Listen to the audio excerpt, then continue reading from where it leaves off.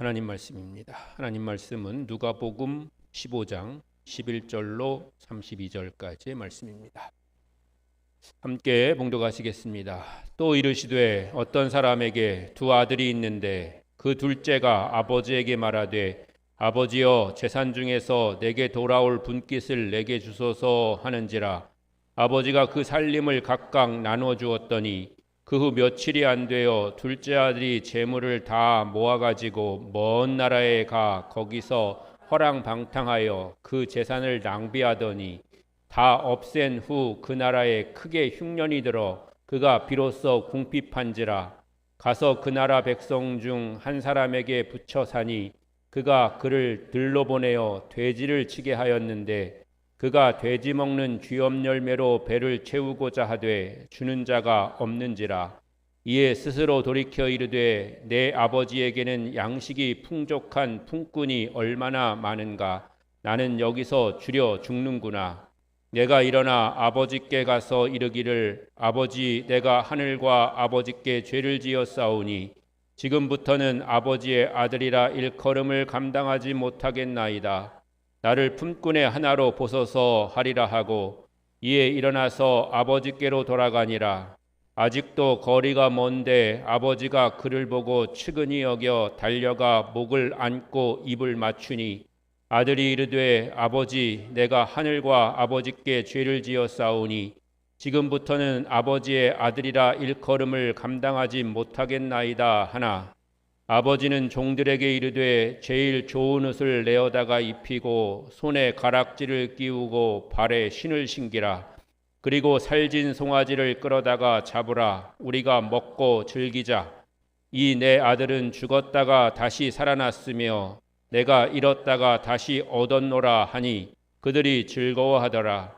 맏아들은 밭에 있다가 돌아와 집에 가까이 왔을 때에 풍악과 춤추는 소리를 듣고 한 종을 불러 이 무슨 일인가 물은데 대답하되 당신의 동생이 돌아왔음에 당신의 아버지가 건강한 그를 다시 맞아들이게 됨으로 인하여 살진 송아지를 잡았나이다 하니 그가 노하여 들어가고자 하지 아니하거늘 아버지가 나와서 권한대 아버지께 대답하여 이르되 내가 여러 해 아버지를 섬겨 명을 어김이 없거늘 내게는 염소 새끼라도 주어 나와 내 벗으로 즐기게 하신 일이 없더니 아버지의 살림을 창녀들과 함께 삼켜버린 이 아들이 돌아오매 이를 위하여 살진 송아지를 잡으셨나이다. 아버지가 이르되 예 너는 항상 나와 함께 있으니 내 것이 다 내 것이로되 이 내 동생은 죽었다가 살아났으며 내가 잃었다가 얻었기로 우리가 즐거워하고 기뻐하는 것이 마땅하다 하니라. 아멘. 할렐루야. 지금 바리새인들과 서기관들이 예수님께서 죄인들하고 어울리고 식사하시고 또 교제하는 것을 보면서 예수님을 비난했습니다. 이에 예수님은 잃은 양의 비유와 잃어버린 드라크마 비유를 통해서 주님은 잃어버린 영혼을 찾기 위해서 이 세상에 오셨다 하는 말씀을 지금 해주시고 있는 그런 상황인 겁니다. 다시 말해서 잃어버린 것에 대한 비유 시리즈가 지금 이어지고 있는 겁니다.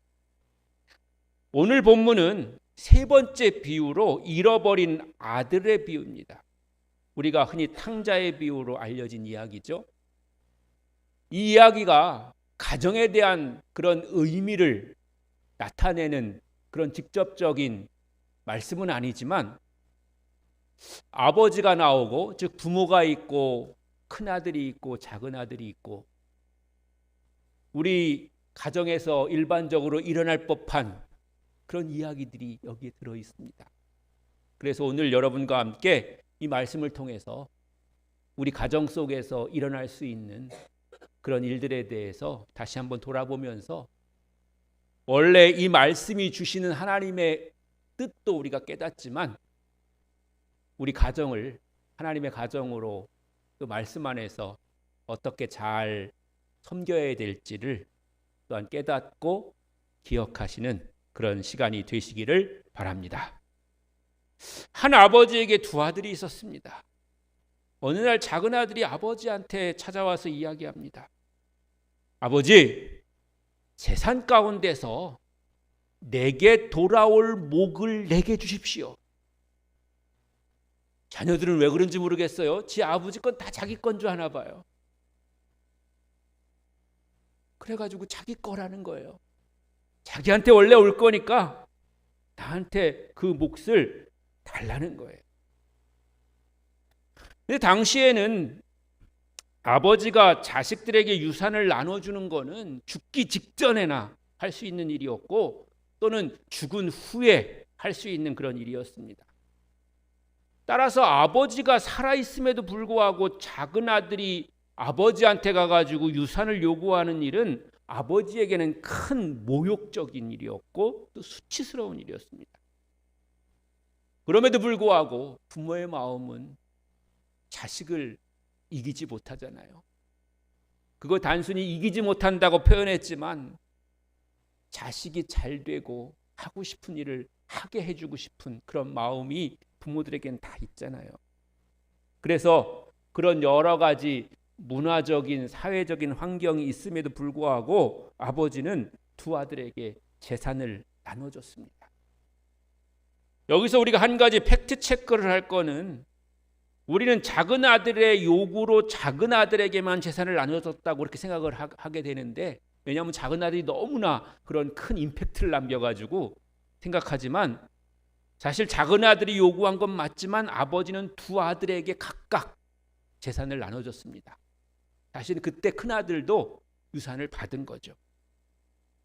유대인의 법에 의하면 재산을 상속할 때에 큰 아들에게는 전 재산의 3분의 1을, 작은 아들에게는 3분의 1을 나눠주게 되어 있습니다.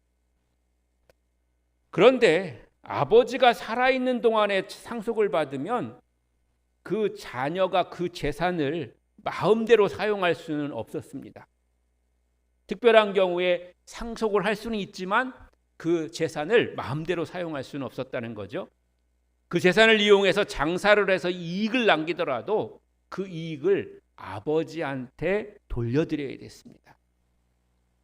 그런데 문제는 지금부터 시작된 거죠.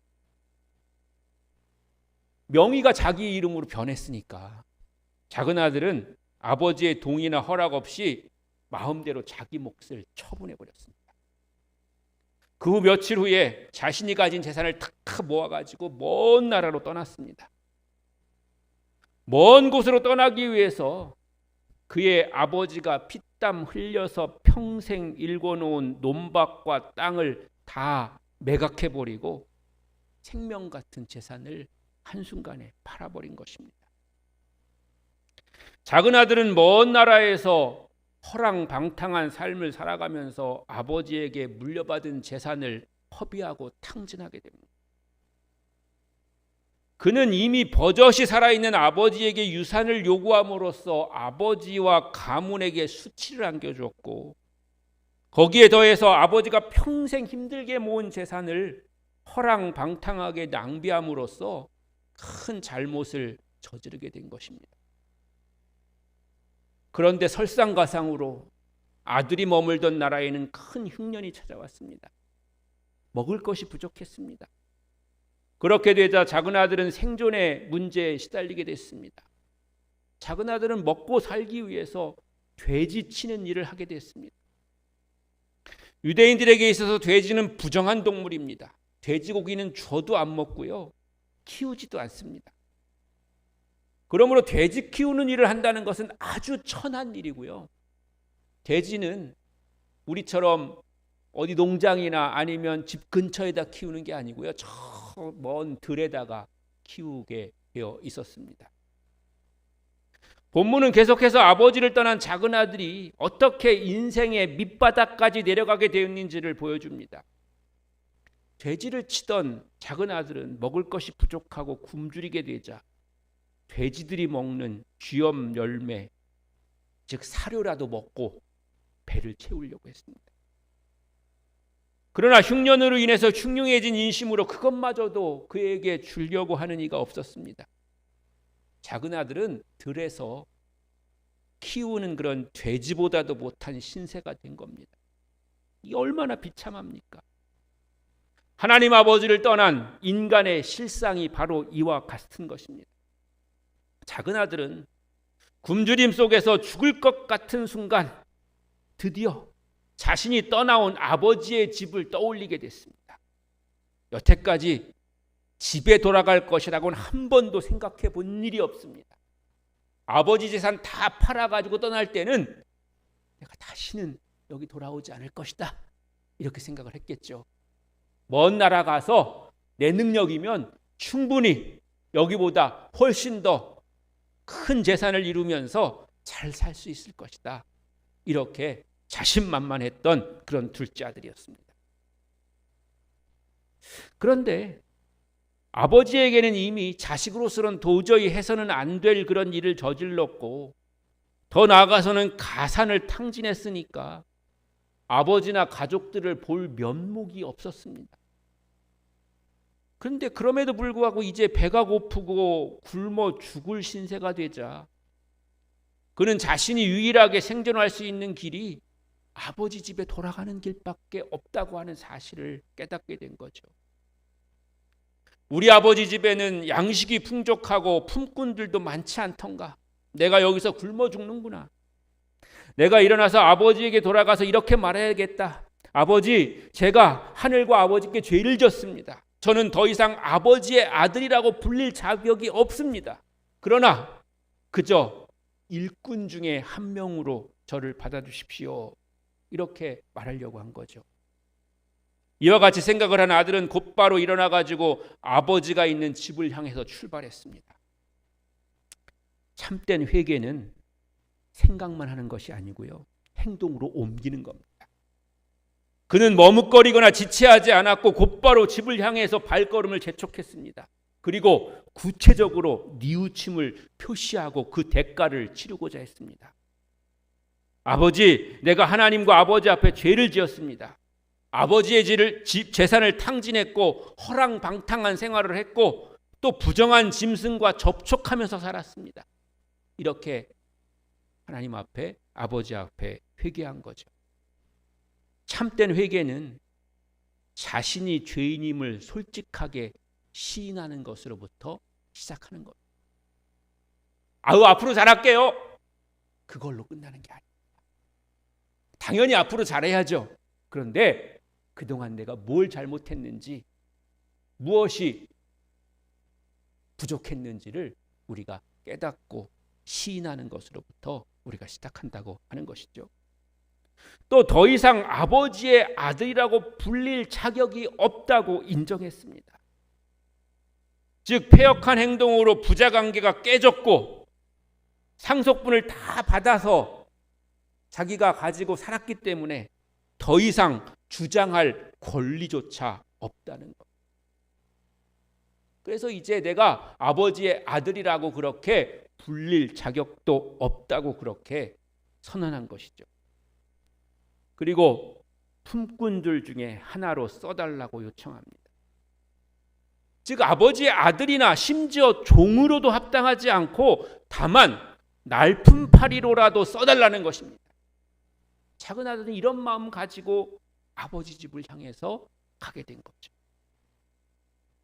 아직 작은 아들이 집에 다 돌아간 것도 아닙니다. 그런데 아버지는 저 멀리에서 서 있습니다. 아버지는 아들을 알아보고 곧 그에게로 달려갔습니다. 아들의 걱정과는 다르게 아버지는 여전히 작은 아들을 사랑하고 그를 보기를 원해서 날마다 그가 돌아오기를 기다리고 있었던 것입니다. 힘들고 지친 모습으로 걸어오는 아들에게로 달려가서 그의 목을 끌어안고 입을 맞췄습니다. 아들에 대한 무조건적인 용서를 나타낸 것입니다. 부자관계는 그 어떤 조건이나 상황에 따라서 변하거나 깨지는 것이 아닙니다. 행여나 어떤 부모가 너를 족보에서 파버려도 부모는 부모이고 자녀는 자녀인 겁니다. 하나님께서는 그의 자녀들이 어떤 죄를 지었던 간에 회개하기만 하면 용서해 주실 뿐만 아니라 이전의 관계를 회복시켜 주시는 줄로 믿습니다. 작은 아들의 모습은 초라함 그 자체였습니다. 집에 있을 때는 사람들에게서 도련님 이렇게 불리고 살았던 그런 작은 아들이 집 밖을 떠돌다가 거지꼴이 돼서 돌아왔습니다. 그것을 보는 아버지의 마음에는, 또 아버지의 눈에는 눈물이 고였습니다. 아버지는 그 아들을 불쌍히 여겨서 아들의 목을 껴안고 입을 맞췄습니다. 아들이 아버지에게 이렇게 말합니다. 아버지, 내가 하늘과 아버지 앞에 큰 죄를 지었습니다. 이제부터는 내가 아버지의 아들이라고 불릴 자격이 없습니다. 나를 품꾼의 하나로 삼아 주십시오. 작은 아들은 진심으로 자신은 더 이상 아들이라고 불릴 자격이 없다고 생각했던 겁니다. 그러나 아버지는 아들의 형편을 보고 평가하거나 그의 잘못을 책망하지 않았습니다. 아버지는 종들에게 명령했습니다. 어서 가서 가장 좋은 옷을 가지고 와가지고 이 아이에게 입혀라. 손가락에 반지를 끼우고 발에 신을 신겨라. 살진 송아지를 끌어다가 잡아라. 잔치를 벌이고 즐기자. 내 아들이 죽었다가 다시 살아왔다. 이 아들은 잃었다가 내가 다시 찾은 것이다. 아버지는 작은 아들이 돌아온 것을 기뻐하면서 그에게 자신이 가장 가지고 있던 것 중에서 좋은 것들을 찾고 골라서 그에게 주었고, 돌아온 작은 아들을 위해서 잔치를 열어줬습니다. 제일 좋은 옷과 살진 송아지를 준비하는 아버지는 아들의 고생과 불행했던 과거를 속히 지워버리고 싶었던 겁니다. 특히나 반지를 끼우고 신을 신기는 것은 아들의 권리를 회복시키는 것입니다. 만약에 그 반지가 아버지의 것이라면 자신의 권한을 아들에게 모두 위임한 것으로 이해할 수가 있는 것입니다. 또 신을 신기는 것은 자유인의 신분을 확인하는 것입니다. 이러한 아버지의 행동이 큰아들에게서 불만을 터져 나오게 하는 원인이 됐습니다. 아버지가 아들 사랑하는 거야 누가 뭐라고 하겠습니까마는, 그럴 때 그 옆에서 지켜보는 그런 눈이 또 있거든요. 큰아들이 밭에 있다가 마침 돌아오는 길에 집에서 잔치가 벌어진 걸 보고 무슨 영문인가 종에게 물었습니다. 아우님이 돌아오셨습니다. 무사히 건강하게 아우님이 돌아오셨기 때문에 주인 어른께서 살진 송아지를 잡았습니다. 이 말을 듣는 순간 큰아들의 생각 가운데 화가 머리끝까지 치솟아 올라왔습니다. 그는 집에 들어가려고도 하지 않았습니다. 그러자 아버지는 또다시 집 밖으로 나와서 큰아들을 달랬습니다. 그러자 화가 난 큰아들이 말했습니다. 아버지, 보십시오. 저는 여러 해 동안 아버지를 섬겨왔습니다. 그리고 한 번도 아버지의 명령을 어긴 적이 없습니다. 그런데 아버지는 한 번도 저를 위해서 친구들과 함께 좀 즐기라고, 놀다 오라고 염소 새끼 한 마리라도 주신 일이 있었습니까? 그런데 저놈은 창녀들과 함께 아버지의 재산을 다 써버리고 이제 그지가 돼서 아버지한테 다시 부담을 주고 빌부터 살아보려고 집에 돌아온 거 아닙니까? 그런데 그런 아들을 위해서 살진 송아지를 잡을 수 있는 겁니까? 정말로 큰아들은 아버지를 이해할 수가 없었습니다. 큰아들에게 있어서 자신의 동생은 가문의 수치고 집안의 가산을 탕진한 불효자였고 죄인이나 다름이 없었기 때문입니다. 그는 자신의 동생을 도저히 용서할 수가 없었던 겁니다. 그런 동생에게 집에서 가장 좋은 옷을 내어다가 입히고 반지를 끼우고 신을 신기며 큰 잔치를 준비하고 있는 모습은 자신이 이제까지 지켜온 날들을 부정당하는 듯한 그런 허망함을 넘어서 배신감을 주기에 충분했던 겁니다. 여러분 그동안 혹시 큰아들 저놈 속 좁아가지고 지 동생 돌아왔는데도 그게 화를 내나 이렇게 생각하시진 않으셨는지요? 아니면 오늘 얘기를 들어보니까 충분히 이해가 되시죠? 장남 장녀들 이제 좀 이해를 해주셔야 됩니다. 둘째들이 좀 약삭빠르긴 하죠.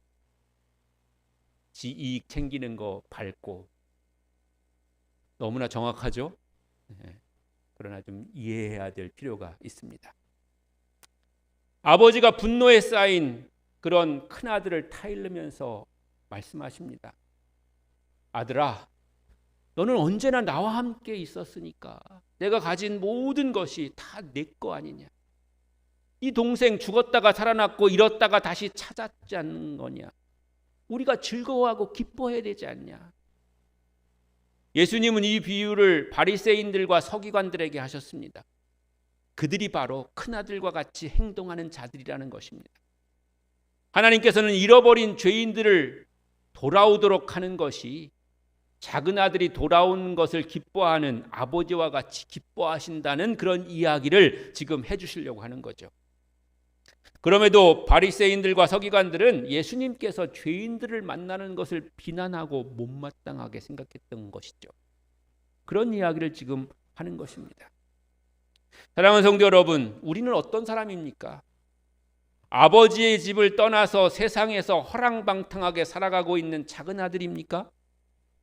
아니면 아버지 집에 돌아와서 눈물로 회개한 작은 아들입니까? 또한 아니면 저 사람은 절대로 하나님의 백성이 될 수 없다고 이웃들을 정죄하고 있는 큰아들입니까? 하나님 아버지께서는 크신 사랑으로 우리 모두가 주님께 돌아와서 살기를 원하십니다. 예수님은 바로 자신이 이 일을 위해서 영혼을 구원하려고 이 세상에 오셨음을 밝히 말씀해 주고 계신 겁니다. 우리도 주님을 따라서 하나님 아버지께로 돌아온 작은 아들과 같은 사람이었던 것이죠. 그래서 주님은 오늘 말씀을 통해서 우리에게 복음을 말씀하고 계시고 또 세상에서 가장 아름다운 그런 이야기를 우리에게 해주고 계시는 것입니다. 세상에서도 부모의 사랑이 세상에서 가장 고귀하고 무엇과도 바꿀 수가 없는 것인 것처럼 예수님의 사랑은, 하나님의 사랑은 우리에게 바로 그런 것입니다.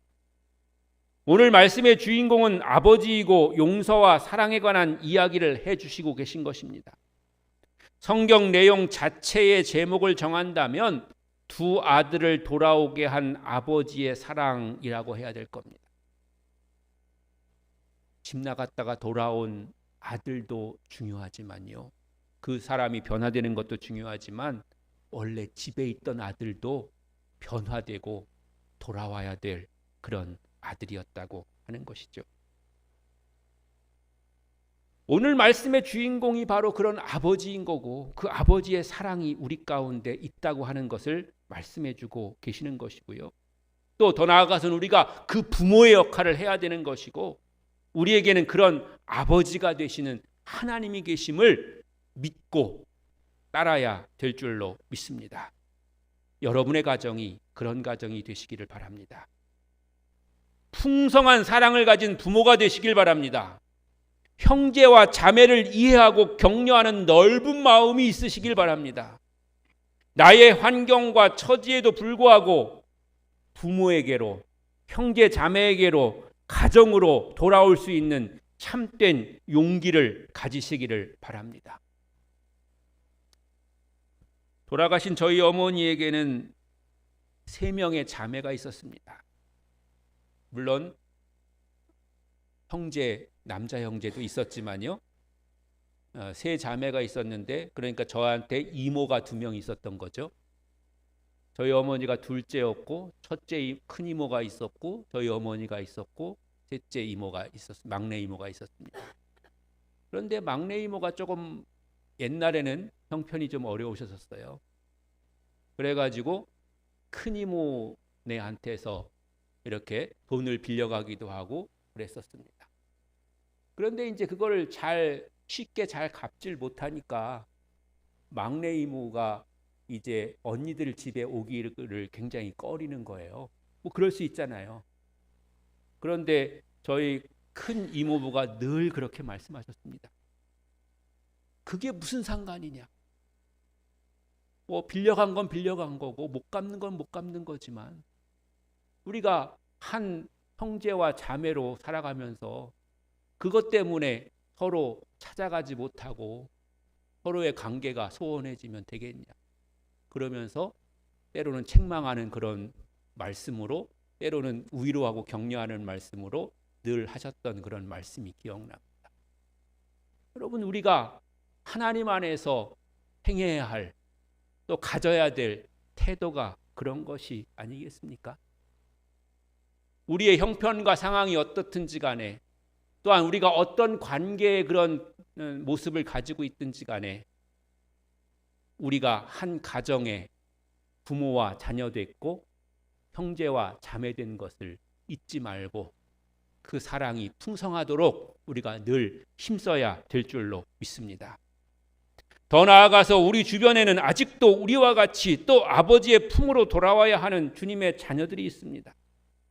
다른 이들도 나와 같이 예수 믿고 구원받기를 간절히 원하는 마음으로 이 놀라운 하나님의 사랑, 다함이 없는 주님의 은혜를 사람들에게 전파하면서 살아가는 저와 여러분이 되시기를 주님의 이름으로 축원합니다. 또한 그런 하나님의 가정이 되시기를 다시 한번 간절히 축원합니다.